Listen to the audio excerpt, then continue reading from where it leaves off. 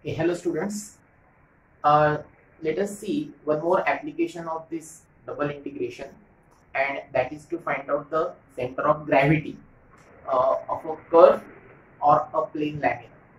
So, first of all, let me explain what is the center of gravity of a curve in two dimensions.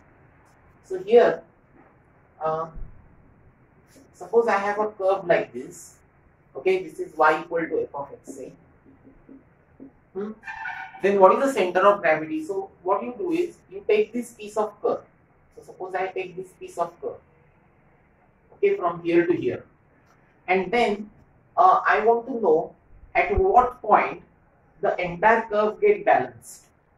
Okay, and that point is somewhere, suppose somewhere here, right? Suppose this is the point P. Then the coordinates of P will be x bar comma y bar. So finding center of gravity is nothing but finding these two coordinates of the center of gravity. So basically center of gravity means what? The point where the entire curve get balanced, right? Okay, so that point, obtaining center of gravity is nothing but obtaining the coordinates of center of gravity. Is that clear? Okay. Now what is the formula to find out this? Okay, so the formula is given like this one. So x bar will be equal to, so these are the coordinates I am giving. The formula is of coordinates. It is double integration of x rho ds divided by double integration of rho ds. Okay, and y bar is equal to double integration y rho ds divided by double integration rho ds. Okay, now what is this rho? This rho is a density function. Okay, it's a density of this curve. So if we assume that the density is uniform throughout the piece of the curve, uniform, that is constant. So if we assume that if rho is constant, that means the density is constant, then what will happen? Then this rho is a constant, so it will come out of the integration from numerator and denominator and get cancelled. Similarly here, okay, then your formula will become x bar is equal to double integration x ds divided by double integration ds, y bar is equal to double integration y ds divided by double integration ds. Okay, now what is this ds is? So this ds is the arc length. Okay, so remember that ds is a arc length. So where ds is equal to under root of 1 plus dy by dx bracket square. So this formula you know. Okay, this formula we have studied when we have studied the rectification of curves, right? So this formula is an arc length formula. Now this formula depends how your curve is given. Okay, so I am assuming here that the equation of curve is y equal to f of x. Then ds will be this. Okay, if your equation is x equal to f of y, you know what is then ds. Okay, in the rectification we have seen all these formulas. Similarly, when the curve is represented in polar form, okay, then what is your ds factor? So I'll just mention here, or ds will be equal to under root of 1 plus dx by dy bracket square. So when this will happen? When your function, that is a curve, is represented in the form x equal to f of y. Okay, x equal to f of y equal to f of x. When your curve is represented in a polar form, that is polar form. Okay, so r equal to f of theta or theta equal to f of r. So one of these kind of equation will be there. Then what is your ds?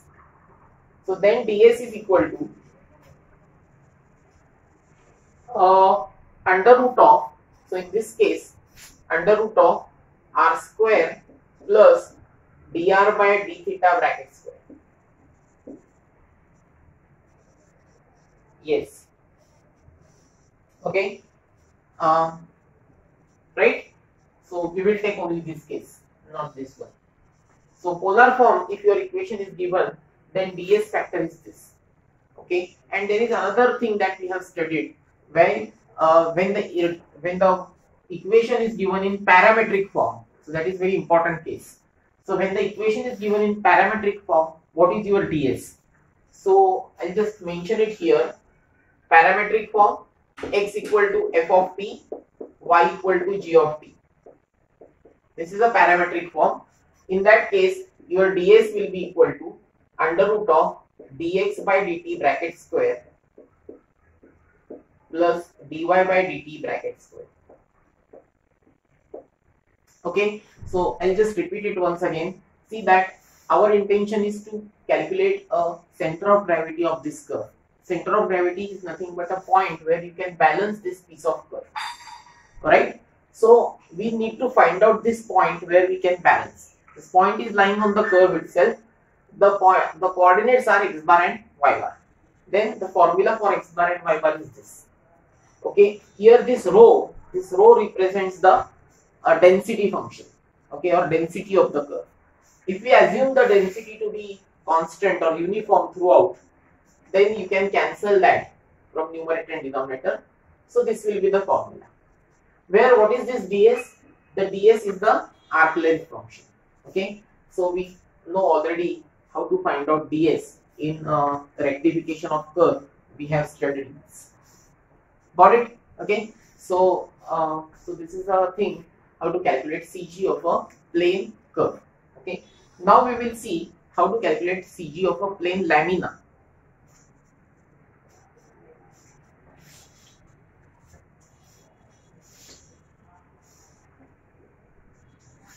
So now second part, CG of a plane lamina.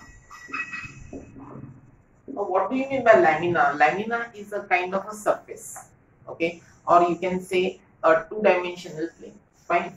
So see, this is a lamina. Okay, this is a lamina.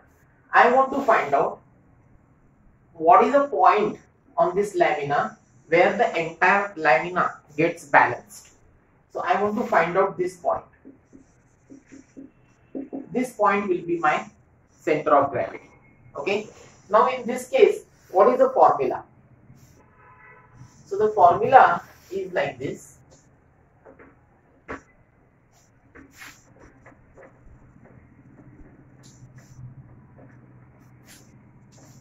So to find out the CG, the formula is like this. X bar is equal to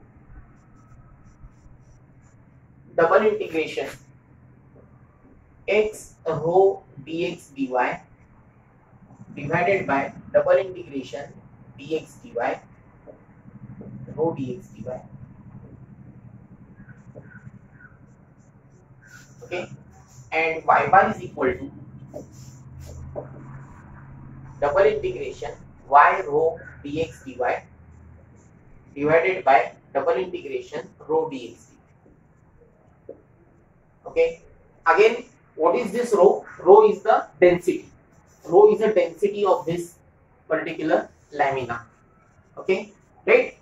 Now if you assume that the density is throughout constant, that is uniform density, okay, all over the lamina, then we can cancel this rho. So I say if rho is constant or uniform,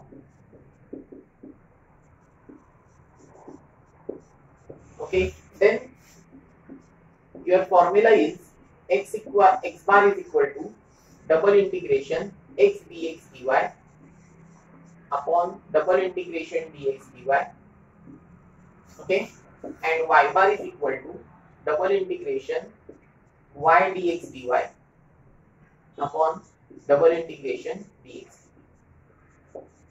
Fine. Okay, and both these numerator are and denominator are double integration, so we already have studied how to evaluate these integrations. Fine. So we will try these examples. One more thing I want to note here, that if your lamina, that is the surface, if it is what you symmetric about x-axis, so I say if given lamina is symmetric about x-axis, right, then what you do is then see that the center of gravity, so for example let me just take here a surface like this, the center of gravity always lies on that x-axis. Okay, center of gravity lies on x-axis, so its y coordinate is going to be 0 definitely. So you need to only find out the x coordinate. Find only x bar, okay, because y bar is equal to 0 definitely. Similarly, if it is symmetric about y-axis, okay, so if it is symmetric about y-axis, okay, then find y bar, okay, x bar will be equal to 0. So and if it is not symmetric, then you need to find out both the coordinates. But if it is symmetric about x-axis, find out only x bar. If it is symmetric about y-axis, find out only y bar. Okay, with this given formula, the given formula contains in numerator double integration, in denominator double integration. Is it fine? Okay, we'll see some examples in the next class. Thank you.